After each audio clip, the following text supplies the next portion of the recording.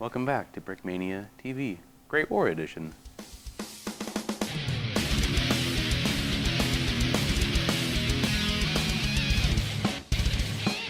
Is that what this is? Yeah, it's the second week of Great War Edition. Nice. Yeah. All right. And you have a very special tank for us. Yeah, I don't know if it's special. Oh, it's special. So this is the Mark V. Yep. We have made an Mark V in the past, so people might recognize the general shape, but basically it's an all-new design. It's been a couple of years, right? Oh yeah, that was done in like 2009, so it's been many years. Yes. It's been, what, 5, 6, 7? I can do math sometimes. That many years since we've released this kit, or this model, this tank. All new, did some research, did some research. Yeah, I mean, I went to the Wikipedia page. Yeah. No, you have a library full of books. Shh, don't ruin my image.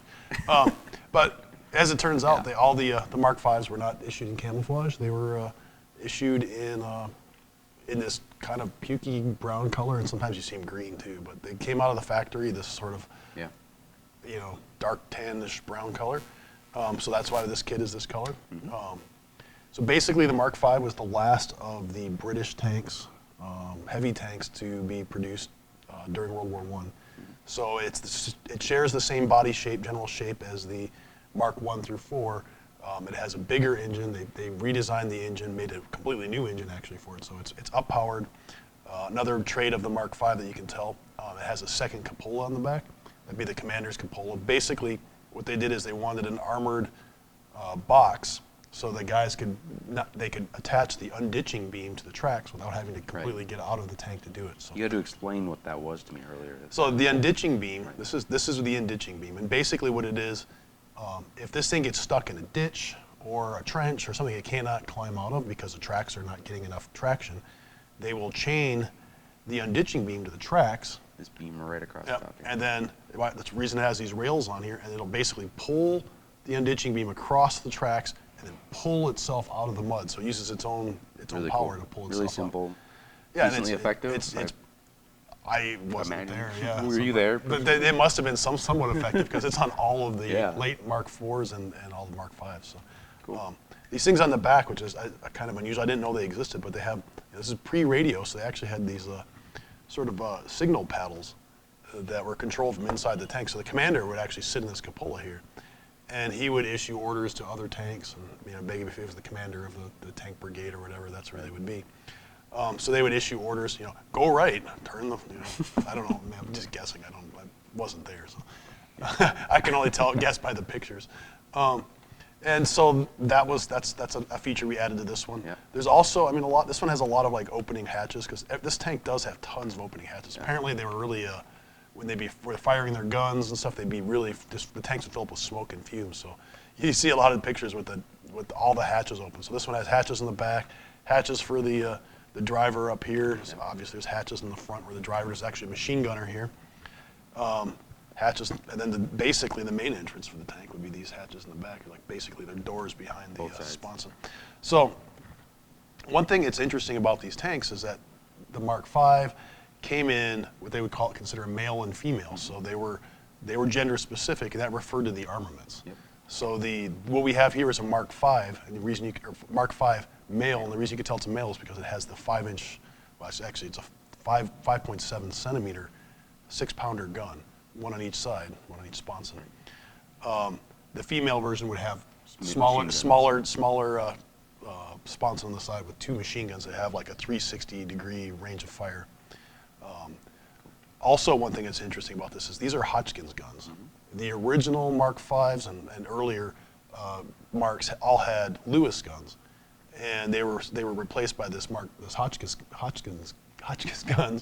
They're French guns, French heavy machine guns, and they were superior weapons. Cool.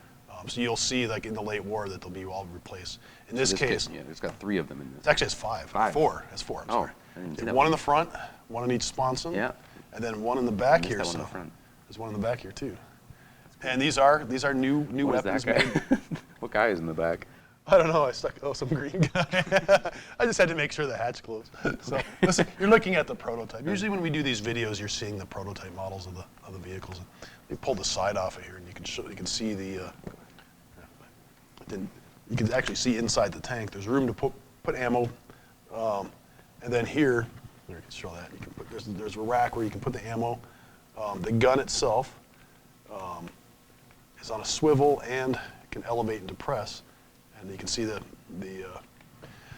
what's the breech of the gun. You can actually fit a shell down the breech. And then in here, which is pretty cool, is actually the Hotchkiss gun, which was made. This is a prototype made by Will just for this. So it does have a the pinto mount and everything. The guns inside the tanks didn't have a rifle stock on them. Chopped them off or just made them without? Yeah, I think they just made them. I think maybe they were just detachable. So you can see where it was attached, but there's nothing there. That's cool. So we actually have Nice a little prototype. detail. There's 4 of these in each tank, and Will's never made this before. He made it specifically on our request to get this tank. And another thing that's cool is the same with this barrel. Will volunteered to make the 6-pounder gun. It's a simple barrel, but it's got a nice little slope to it. Yeah, and it's great. It's a great length. I'm actually tempted. I stuck a 1x1 round brick on it, and it makes a perfect length for a Sherman barrel. So you might be seeing this on like a Sherman or cool. maybe some Chafees down the road, because it's perfect for it. Yeah. So that's pretty cool. What else do we got in this guy? Well, we do have one. You broke it. Of course, I broke it. I'm not touching it. It's Lego. See? It's meant to be played with. So yeah, that's it. We also have another one of your printed guys. Yep. So basically, like I think I mentioned the last time I was on this show, that I liked that guy so much that I was going to use him in the tank. Yep. And there he is. So Big heavy-duty leather jacket. yeah, custom print leather jacket. You'll be seeing this pattern and more. I saw that you had some regular brown lined up, so we'll be putting those in other sets. Same pattern, different colors. Yeah. But yeah, that's cool. There's lots of cool stuff coming out. So Awesome. Well, I'm really excited for this release. You've been working on this for a long time, yeah, and I think it turned out great. yeah, it's cool. I'm excited to see it happen too. Awesome. Well, that is the episode, right? Yes. Thanks for joining us. Thank you.